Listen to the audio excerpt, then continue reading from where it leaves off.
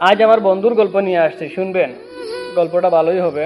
কালকে আমার বন্ধু আমাকে ফোন দিয়েছিল, দিয়ে বলল, হ্যাঁ বন্ধু, তোর কি অবস্থা? আমি বললাম, হ্যাঁ আমার অবস্থা খুবই ভালো। তোর অবস্থা কি? আমাকে বললো, হ্যাঁ আমার অবস্থা ভালো, তবে তেমন একটা ভালো না আমার অবস্থা। ঘর থেকে সবাই বলতেছে বিয়ে কর বিয়ে কর, আর আমি তো বিয়ে করতে মানে প্রস্তুতি নেইনি, কারণ তারা যেভাবে মেয়েদেরকে পছন্দ করে সেটা আমার পছন্দ হয় না। তো আমি বললাম, কেমন পছন্দ তোর? বললো, আমাকে বললো, বন্ধু তুই একটা দেখে দে ভালো মেয়ে।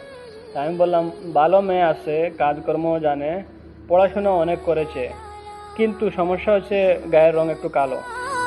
আহা বন্ধু, এই একটা তুই সমস্যা বলে দিলি। কাজকর্ম জানুক আর না জানুক, কিন্তু একটু সুন্দর হতে হবে গায়ের রং।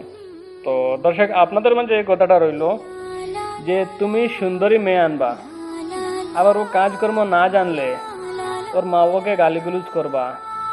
আর আমার কথা একটাই হলো, তুমি কাটলও খাইবা আর হাতে আটাও লাগাইবা না। এটা কি আর হয়? কমেন্ট আপনাদের কাছে রইলো। তো বন্ধুকে আমি বললাম আমার দ্বারা অসম্ভব। তো বাই বাই।